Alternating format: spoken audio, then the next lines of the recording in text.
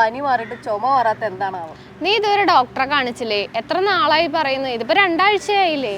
ആ കാണണം. എന്റെ പൊന്നു മോളെ, ആന്റിബയോട്ടിക് കഴിക്കാണ്ട് ഇത് മാറത്തില്ല. ഇപ്പോഴത്തെ ചുമയെന്ന് പറയുന്നത് പഴയ ചുമയൊന്നുമല്ല. പണ്ടൊരു ചുക്ക് കാപ്പി പിടിച്ച ചുമയൊക്കെ എവിടെ പോയിന്ന് ചോദിച്ചാൽ മതി. ഇതിപ്പോ ചൈനക്കാരുണ്ടാക്കി വിട്ട് കൂടിയനല്ലേ.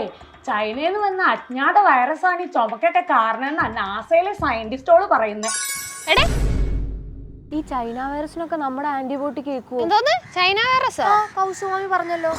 അയ്യോ, നിന്നോട് ഞാനൊരു 1000 പ്രാവശ്യം പറഞ്ഞിട്ടുണ്ടാവും വാട്സപ്പ് പാറ്റി പറയണ കേട്ട് നടക്കരുതെന്ന്.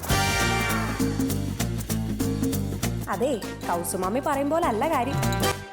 മാസങ്ങളോളം നിൽക്കുന്ന വരണ്ട ചുമ ഒരു പോസ്റ്റ് ഇൻഫെക്ഷസ് കോഫാണ്. ഒരു ഇൻഫെക്ഷൻ കഴിഞ്ഞ് ഉണ്ടാകുന്ന ഈ ചുമയാണ് പോസ്റ്റ് ഇൻഫെക്ഷസ് കോഫ് എന്ന് പറയുന്നത്. കോവിഡ് ഇൻഫെക്ഷൻ ആവാം, മറ്റ് വൈറൽ ഇൻഫെക്ഷൻ ആവാം, ബാക്ടീരിയൽ ഇൻഫെക്ഷനും കൂടെ ആവാം. ഇത് സാധാരണ നമ്മുടെ വൈറസ് റിലേറ്റഡ് ഇൻഫെക്ഷൻ ആണെങ്കിൽ വൈറസിൻ്റെ പ്രോട്ടീൻസ് എന്തെങ്കിലും ബാക്കിയുണ്ടെങ്കിൽ അതിന് എഗെയിൻസ്റ്റ് ആയിട്ട് അതിനെ അങ്ങ് പ്രതിരോധിക്കാനായിട്ട് നമ്മുടെ ബോഡിയിൽ ഒരുപാട് സൈറ്റോകൈൻസും മറ്റ് നമുക്ക് കുറേ ആൻറ്റിബോഡീസും ഒക്കെ പ്രൊഡ്യൂസ് ചെയ്യും.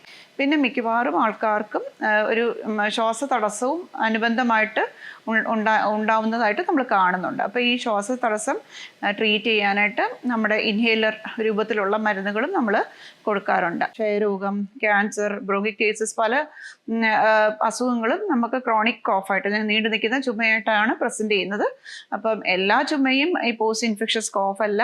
മറ്റ് കാരണങ്ങൾ എല്ലാം എന്തെങ്കിലും ഉണ്ടോ എന്ന് അത് റൂൾ ഔട്ട് ചെയ്യണം.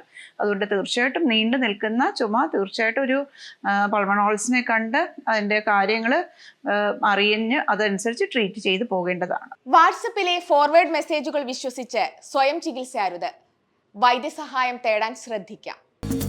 അതെ, കൗസുമാമി പറയും പോലെ അല്ല കാര്യം.